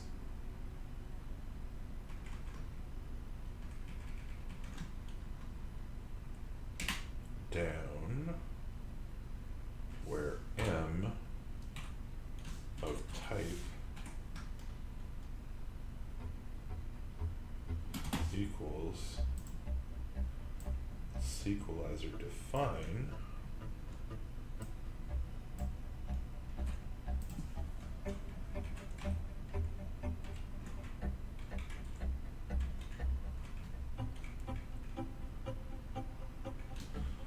So here I'm going to reduce, so I'm reducing inside of a reducer.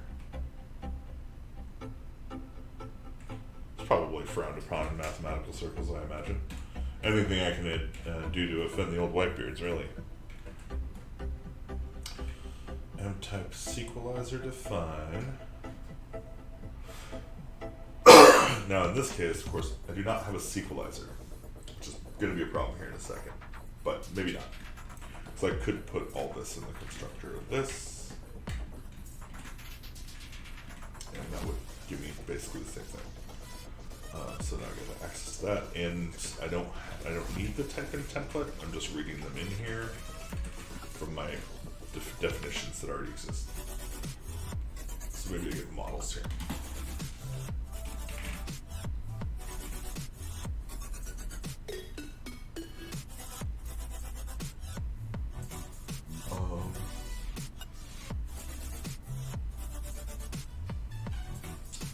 Type equals sequelizer type define, and then we take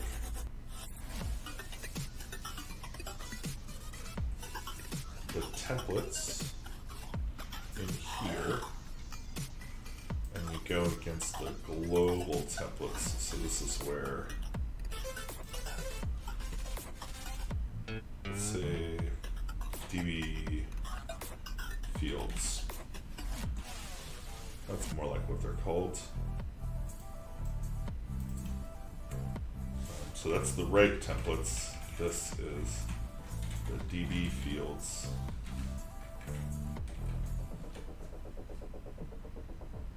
Cool. And then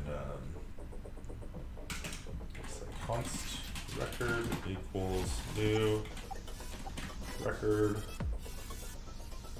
Actually, so I need the caller to pass in this thing, but I think there's a way to do this where we say like static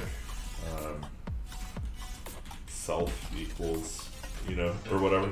So we'll just like static public self.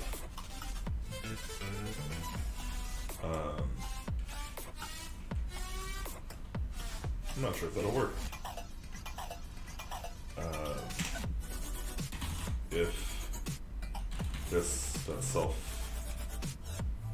oh, what did it say? If record dot self return record dot self,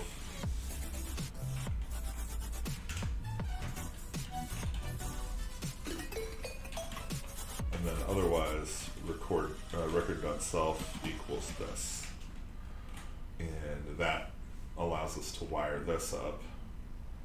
And then object assigned, so this just gets returned to where? What? Hold on. Okay. So this gets returned to this. Okay, this is, yeah, I was getting ready to write some fucking mistakes into my shit right there. Oh, that can't be right. Maybe you can. Hold on a second. So, complexity is highly functional programming. I'll be killed from it. Also, I've got a game at 3 today, so I'm gonna be bailing for that. Who knows? I may hop back on and stream some of it if it's fun. Sequelizer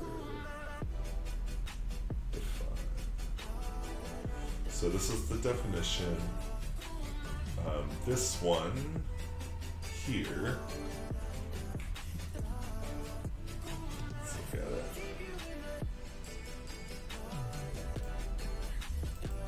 Okay, so this I kind of want to just encapsulate up because that's the whole statement for this.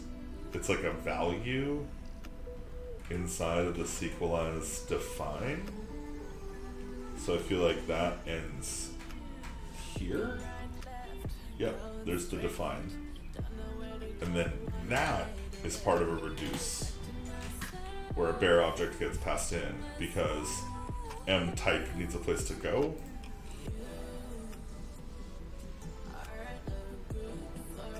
And then here we return M. So we're creating an object where the it'll be like campaign boop boop boop boop whatever.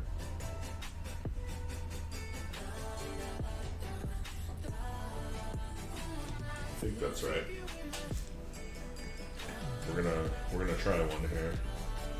Ooh, static public self, not a thing. Can I say like equals null? Is that a thing? There's no problem with either of those. I guess it was the public, huh?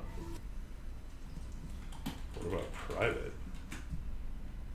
Yeah. It's not down with those. Maybe it needs to be back here. Public static. How weird. Okay. So here we export default, or is this is a node class, right? So we model module.exports equals the record class. Save it. Looks good. And then we go back to the server. We get this record class here. Record. And then here, once we've connected Sequelize,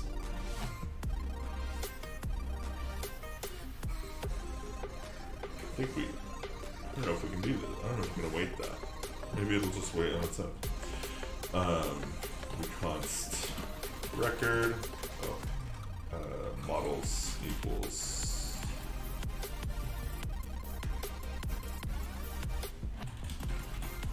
record, and then I think sequelizer stay the same. I think that might be it. Hold on, did I fuck that up? I gave it models here, and I don't want the models to go there. So I'll just leave that out, and then it's fine. Sequelizer.define is not a function. Okay, this is lightweight what I was worried about. So I think what's happening here is this is getting executed before Sequelize connection is done. So first and foremost, I'm going to disconnect the Postgres DB because I don't think we need it anymore.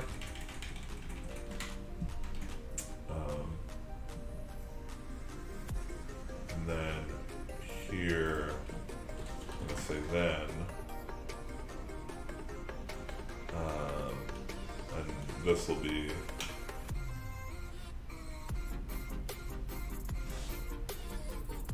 Actually, okay, so weird question. Can you just put in a weight here? Like, is that fine? I think you can. I think we can just do that. Oh, a weight is only valid in async function. And the top level body of a module.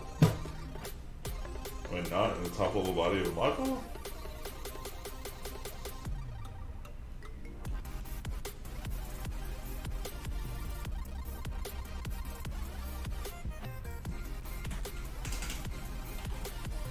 Module.exports. App, I guess? Does that change anything? You tell me how that's not the top level.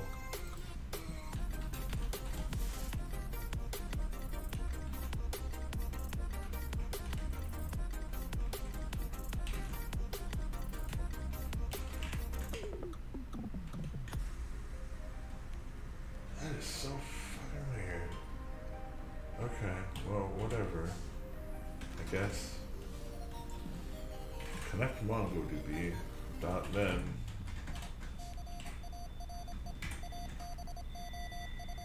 Connect sequelize .then sequelize sequelizer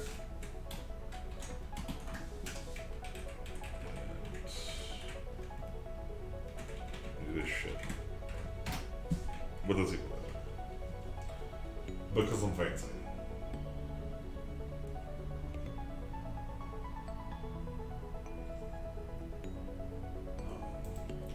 I'm gonna have to change this, otherwise it's gonna drive me friggin' nuts. So, after this, what I want to do is console.log our models file. Really, that's about it. I don't think any of those are really necessary for the baseline here.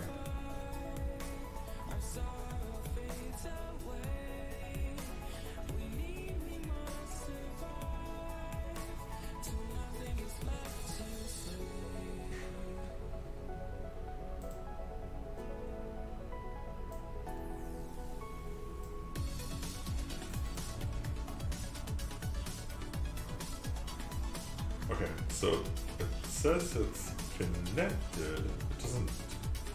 Okay, you know what? Probably I just failed to set this up to be like, hey, I made it.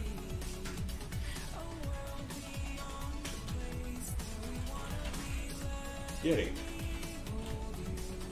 We made it.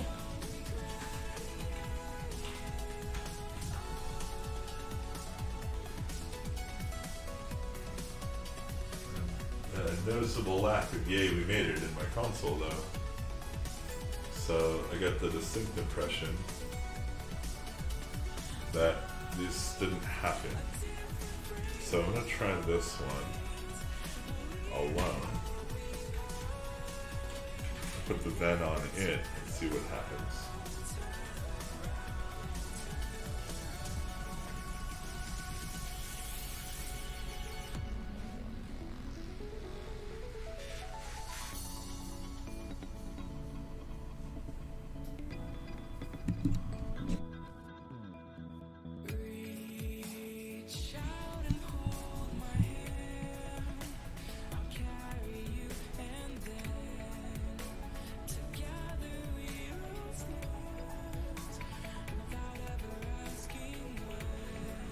Possible that I had messed up the connection string for sequelize, or literally anything else, right? Like I may have messed up just about anything. So, although, oh, I know what's, well, no, connect sequelize is getting run, right? Console.log.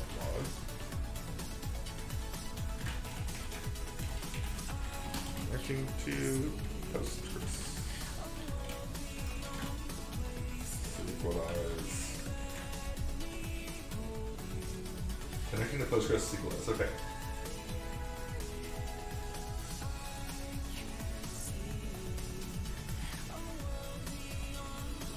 something about the Mongo client, and then there's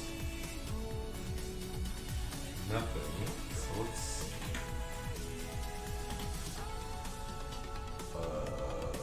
what's the command? Trace warnings.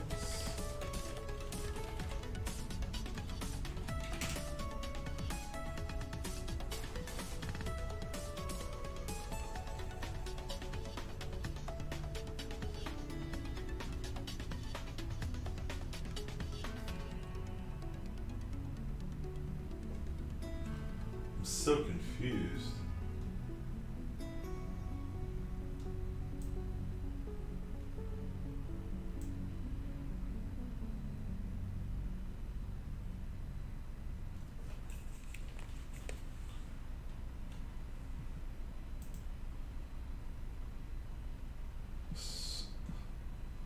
Okay, hold on. What? So connect to MongoDB. That finishes fine. I call connect sequelize.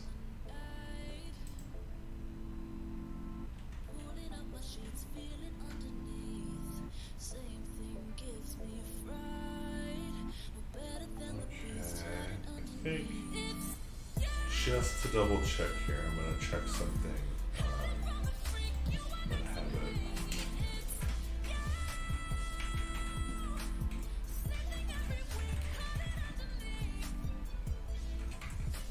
Whoa.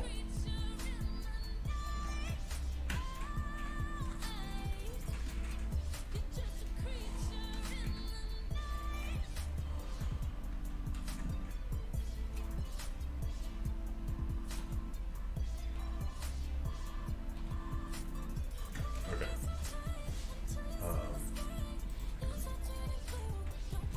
Oh my god. Okay. Fine. I'll do it the long way. Holy crap. The punishment for switching between Mac and Windows is brutal, man. So it's just const PG roll close this. And then I'm gonna log it so I can see it on my other screen. Make sure I'm not, I'll just sanity check myself, you guys. I'm gonna use it here. This looks right though, man.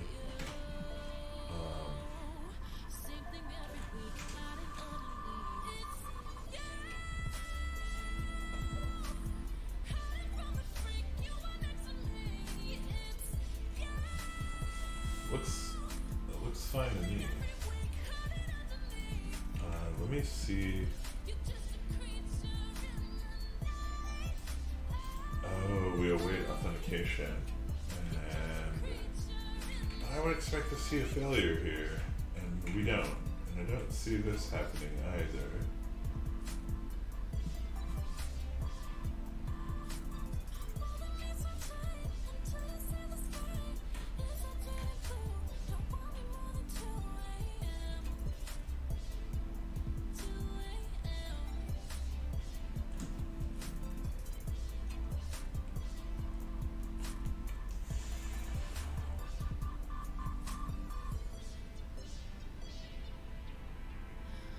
Yeah, I don't need this client anymore either.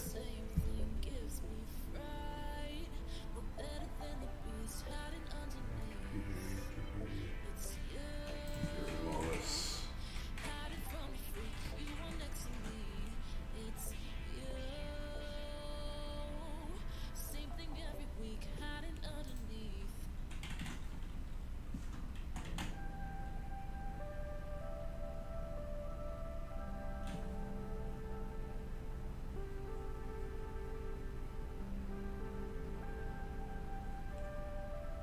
Yeah, it just says it's connecting. It never says it finishes. Let me go look at that documentation real quick. Maybe I should try just psql command with the URL that I got, right? And see if I actually can even log in with that. The fuck did it go?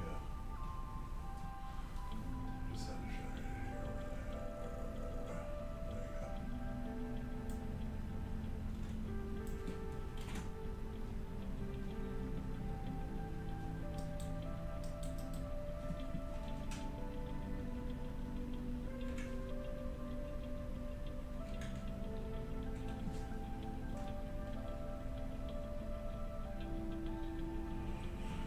Alright, looks like we could do another search quest. Whoa. What the hell? Okay. P-sequel. That's a normal program, right? Like, I should be able to run that from my friggin' terminal. What's the beans, dog?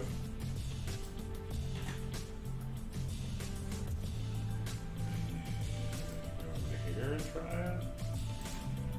Yes. This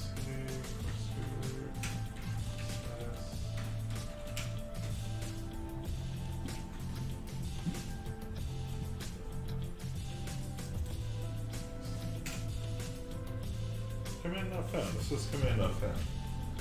Terminal based front end. Does it not get installed by default?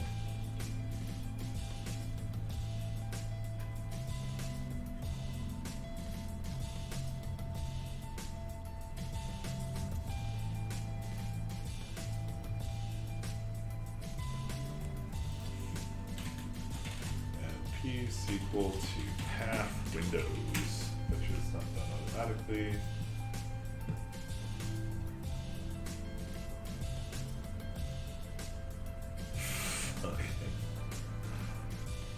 Oh, why is this way? It's so bad. Okay, cool. Well, as long as that's the answer, I can manage that. Total F and Garbo, that's how that goes, though. I wonder if it's because I actually am logged into it on that other screen here on PPA admin. That's blocking the thread from my program.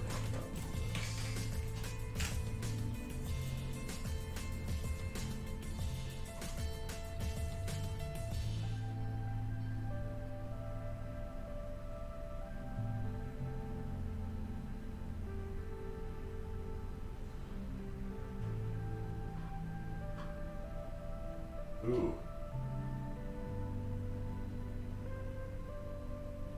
And not found exception. Command not found exception. Interesting. Maybe it gave up the game. Okay.